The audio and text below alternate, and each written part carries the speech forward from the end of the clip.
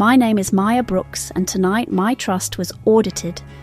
I'm 32 years old, an accounts payable specialist in Columbus, Ohio. I spend my days making sure every penny goes where it's supposed to go, every receipt matches its expense, every number tells the truth.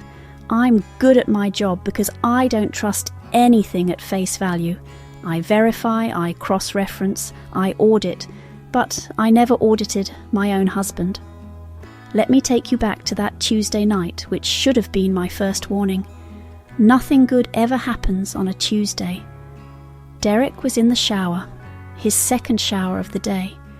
In 14 years of marriage, he'd never been the type to care much about being squeaky clean. More of a shower every other day unless I have plans kind of guy. So, 2 showers in one day was worth noting. Picture this. His gym bag was sitting by the bedroom door, unzipped and messy. Protein powder, dirty socks, water bottle. I wasn't snooping, I was just tidying up. That's when my fingers brushed against something that didn't belong. Something small, cool and smooth. Metal. Expensive. I pulled it out and held it under the bedside lamp. A silver tube, about 4 inches long, with sleek Japanese writing etched in black against the metal. It looked like something Apple would design if they made personal products. This wasn't something you grab at CVS while buying milk. My first thought was medical. Maybe Derek had some issue he didn't want to talk about. Men can be weird about health stuff. But then I thought, if it was medical, why Japanese? And why hadn't he told me? I grabbed my phone and opened Google Translate. I pointed the camera at those mysterious Japanese characters, waiting as the app processed them. Then the translation appeared on my screen, and my blood turned to ice water. Premium men's lubricant, long-lasting formula for men. For men, not for couples, not for us, for men. This silver tube, it was never meant for us. The shower was still running.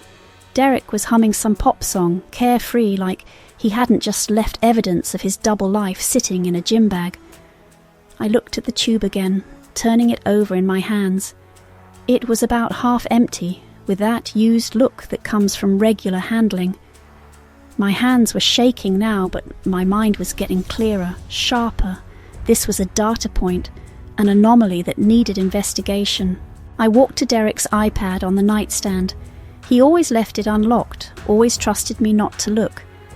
The home screen showed his neat little app folders with cute names like work tools, games, and groceries.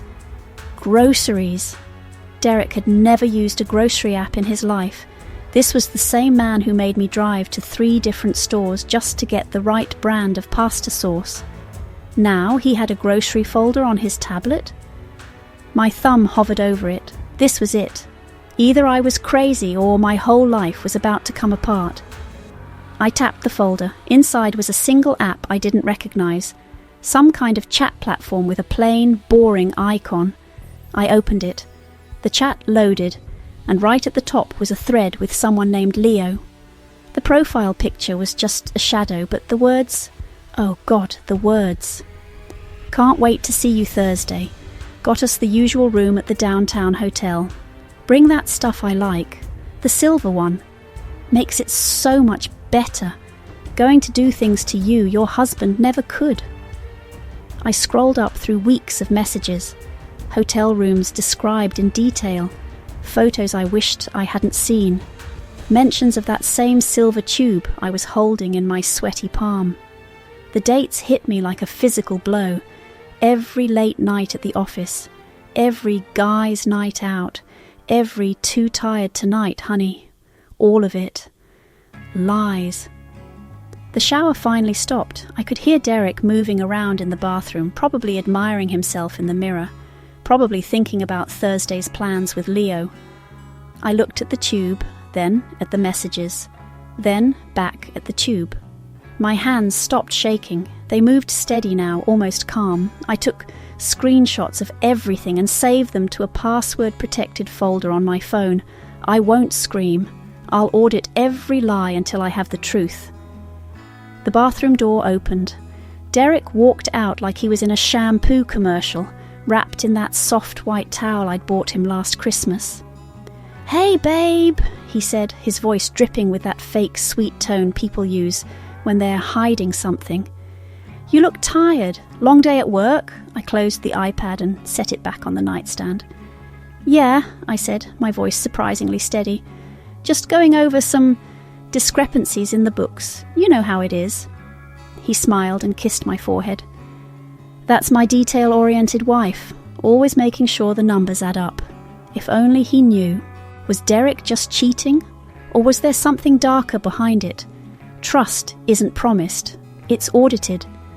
If you found proof like this, would you walk away or demand justice? Subscribe for more stories where karma speaks, and drop your answer in the comments. I don't debate lies. I audit them. 72 hours until Thursday at 8 p.m. Time to find out exactly what my husband was hiding. The first step in any audit is to establish a timeline. I started with what I knew: the silver tube, the chat messages, Derek's sudden interest in personal hygiene. I needed to map his movements, cross-reference his stories with actual data. I opened my laptop and created a new spreadsheet. Time to audit my husband's lies. Derek's work calendar told one story. His chat messages told another. Every late client meeting matched a message to Leo. Every team dinner was actually room service for two at a downtown hotel. The pattern was undeniable. The evidence was damning. I didn't need to catch them in bed. The receipts were already sleeping with him.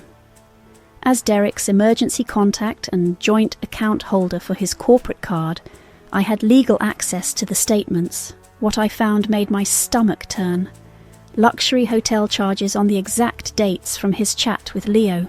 Spa treatments for two, champagne room service for two, all billed as business expenses. Then I saw it. A monthly charge. Discreet Connections LLC, the company behind that chat app.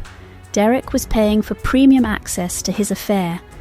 This wasn't just cheating, this was a monthly subscription to destroy our marriage.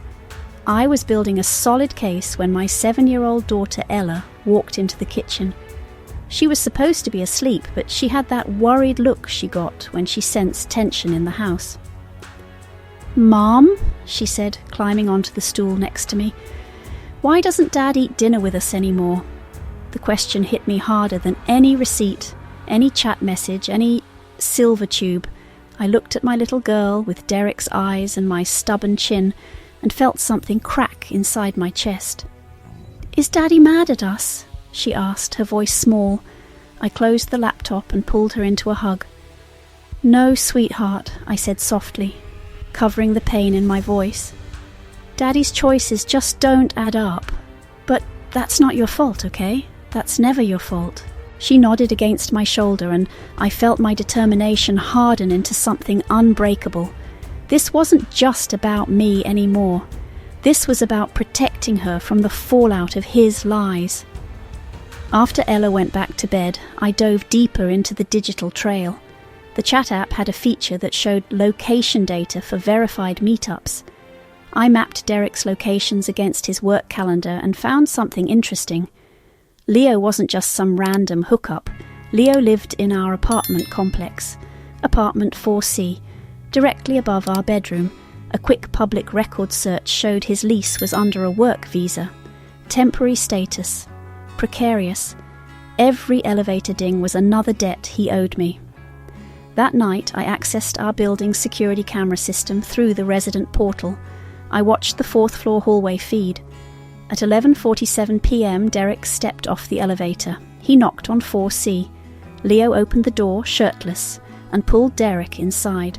The camera timestamp read 11:47 p.m. Tuesday night, the same Tuesday I'd found the silver tube.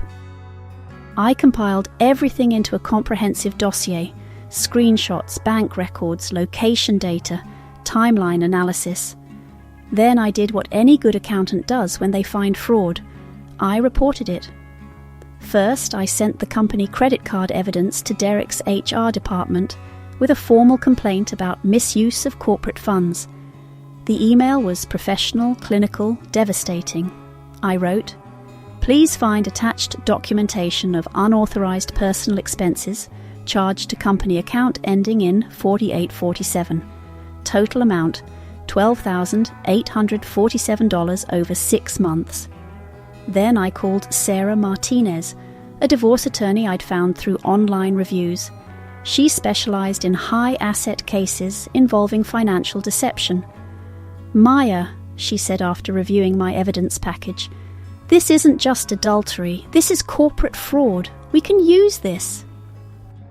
For the next 72 hours, I played the perfect wife, made Derek's coffee, kissed him goodbye, asked about his day, all while knowing exactly where he'd been and what he'd done.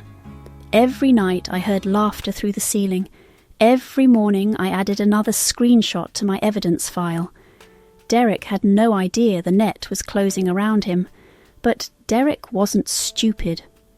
By Wednesday night he started to sense something was off. He came home early and found me at my laptop. "What are you working on so late?" he asked, trying to peer over my shoulder. I quickly minimized the spreadsheet. "Just some reports for work, budget, reconciliation." He sat down next to me, too close. His hand rested on my thigh, but it didn't feel loving anymore. It felt calculating. "You've been distant lately, babe," he said, his voice soft but his eyes searching. "Is everything okay between us?" This was it, the test. Could I lie as smoothly as he had for months? "I'm fine," I said, meeting his gaze. "Just tired. Work's been crazy." "Maybe we should take a vacation," he suggested. "Just the two of us. Remember how good we used to be together?" I wanted to scream. I wanted to throw the silver tube at his face and demand answers. But instead I smiled. "That sounds nice," I said. "After tax season." He kissed my cheek and I fought not to flinch. "I love you, Maya. You know that, right?" "I know," I whispered. But I also knew he was lying, and tomorrow his lies would catch up with him. Finally the call came. HR wanted to see Derek. I'd already given my statement. 72 hours after I'd hit send on that email, Derek walked into that sterile conference room at his company. HR Director Janet Walsh, Legal Counsel Mike Chen, and Derek. I wasn't there, but I knew exactly what was happening. I'd submitted my evidence through the company's secure whistleblower portal. Later, Derek told me what happened. Janet opened a folder. "Derek, we've received serious allegations regarding your use of company resources. An anonymous whistleblower has provided extensive documentation." Derek's face went pale. "What kind of allegations?" I kept my voice calm, professional. "I'm not accusing you, Derek. The numbers do it for me." I presented him with a bound report. The first section shows unauthorized hotel charges totaling $8,200. The next section documents spa services and room service for 2 people, billed as client entertainment with no client present. The final section cross-references these charges with your actual work calendar, showing no client meetings on any of these dates. Mike Chen flipped through the pages, his expression growing darker. "Derek, these are serious violations of company policy, potential criminal fraud." "This is insane!" Derek's voice cracked. "Maya, you're my wife. How could you do this to me?" I looked him straight in the eye. "I didn't do this to you, Derek. You did this to yourself. I just documented it. Every lie, every hotel room, every dollar you stole from our daughter's future. The numbers don't lie, even when husbands do." Derek turned to the HR director, desperation creeping into his voice. "Janet, this is a misunderstanding. These charges, they were legitimate business expenses. I can explain each one." "Then explain this," I said, presenting another document. "Leo Martinez, apartment 4C in our building. Same Leo you've been messaging on the Discrete Connections app. Same Leo who was present at every one of these business dinners. The room went silent. Derek's face cycled through emotions: shock, anger, fear, and finally, defeat. Janet closed the folder. Derek, effective immediately, you are suspended pending a full investigation. Security will escort you out.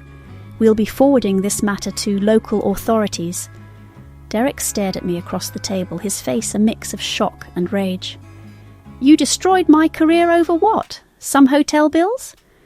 No, I said, standing up. You destroyed your career. I just audited it.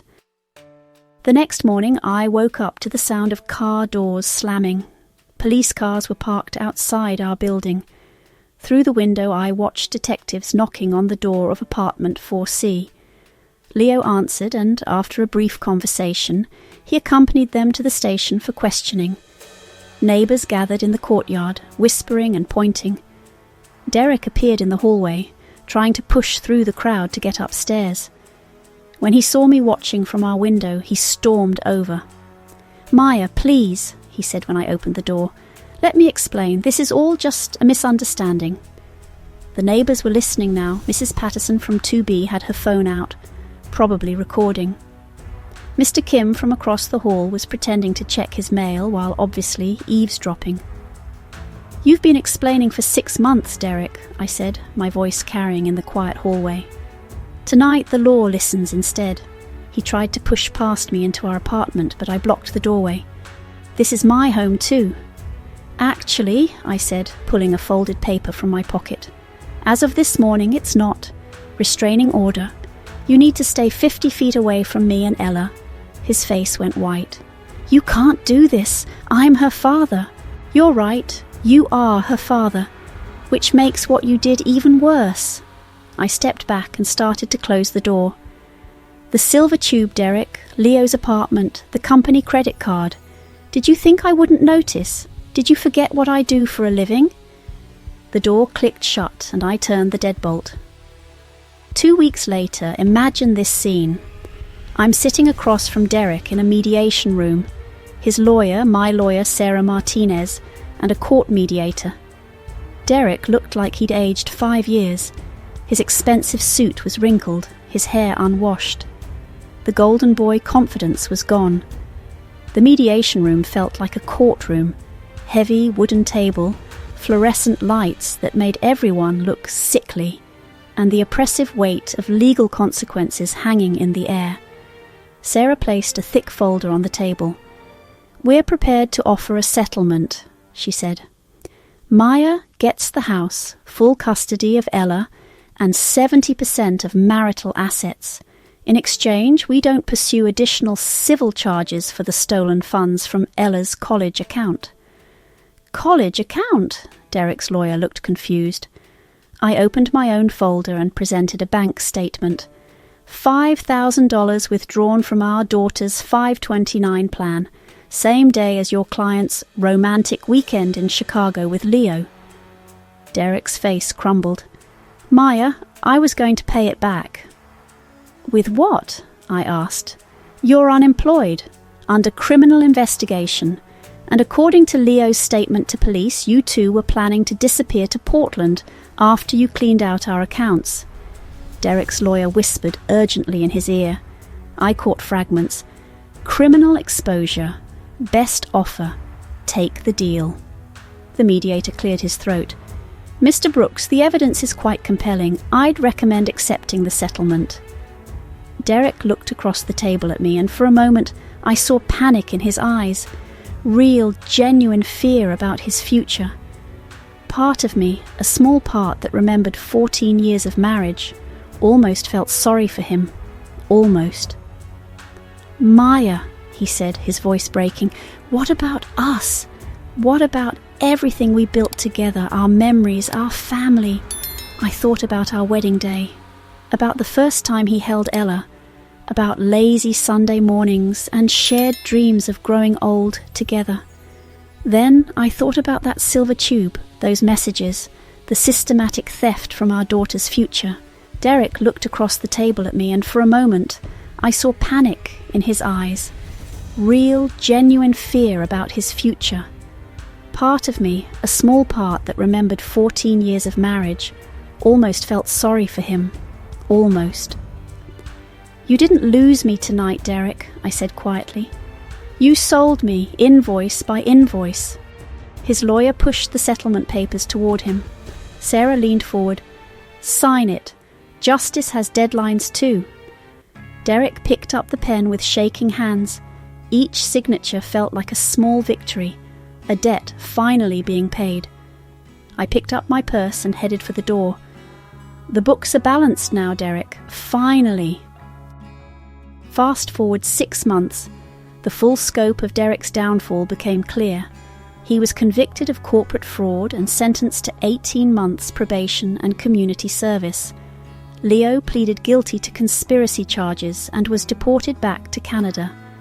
The adultery ring they'd been part of was shut down, with 12 other men facing various charges.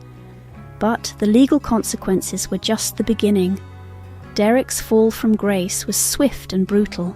He'd been the golden boy at his company, the guy everyone wanted to grab drinks with after work. Now his LinkedIn profile was deactivated. His professional network evaporated overnight. I heard through mutual friends that he'd applied to over 50 jobs in his field. None would hire him. A simple Google search of his name brought up news articles about the fraud case. His reputation was radioactive. He ended up working at a used car lot in Dayton, living in a studio apartment above a laundromat. His BMW was repossessed. His golf club membership was revoked. The friends who used to invite him to barbecues and game nights stopped returning his calls. Mrs. Patterson from our building told me she saw him at the grocery store, using food stamps and looking like he'd aged 10 years. His hair was going grey. His expensive clothes had been replaced with discount store basics. "He looked right through me," she said, "like he was ashamed to be seen." Leo's social media accounts, once full of luxury gym selfies and motivational quotes, went dark. The last post was a picture of him at the airport with the caption, "New Beginnings." The comments were full of people who'd figured out the story, calling him a homewrecker and worse. Meanwhile, my life was flourishing in ways I'd never expected. They say justice is blind. I think she just wears reading glasses for the numbers. I got promoted to Senior Accounts Payable Specialist with a 20% raise and my own team. The company created a new fraud detection program based on my methods, and I was asked to present at industry conferences about identifying financial irregularities. But the most satisfying part was my side business. Word spread quickly through social media and women's groups about what I'd done. Other wives started reaching out, asking for help auditing their own suspicions. I helped Jennifer in Toledo discover her husband's secret gambling addiction and hidden debt. I assisted Maria in Cleveland in uncovering her husband's elaborate scheme to hide assets before filing for divorce. Each case was different, but the pattern was always the same. Men who thought they were smarter than the women who loved them, and women who deserved better than lies. The best part was coming home every night to Ella, helping her with homework at our kitchen table, baking cookies on weekends, and never having to wonder where my husband really was. One evening, as I was putting Ella to bed, she looked up at me with those serious brown eyes. "Mum," she said, "Mrs. Davis from school said you helped her find missing money from her ex-husband. You're like a financial superhero." I laughed and tucked her blanket around her. "I'm just good with numbers, sweetheart." "Will you teach me, so I can catch liars with math too?" "Absolutely," I said, kissing her forehead. "But first let's focus on catching up with your multiplication tables." After she fell asleep, I went to my home office. On the desk was a small evidence envelope, sealed and labelled. Inside was the silver tube that had started it all. My lawyer said I could dispose of it now that the case was closed. I held the envelope up to the light, remembering that Tuesday night when my world shifted. The fear, the betrayal, the moment when I decided to fight back with the only weapons I had, patience, precision, and an unshakable belief that the truth always surfaces in the numbers. I once thought betrayal demanded rage. Now I know it demands proof. I walked to the kitchen and dropped the envelope in the trash. Some audits, once completed, don't need to be reviewed.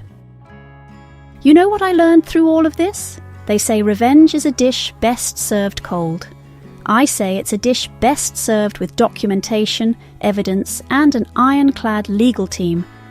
What do you think was Maya's most powerful move? The HR complaint that got Derek fired, the restraining order that protected her and Ella, or the settlement that secured their future? Let me know in the comments. If you believe every lie leaves a paper trail, hit that subscribe button and join the Whispers of Revenge family. Because here, we don't get mad, we get methodical.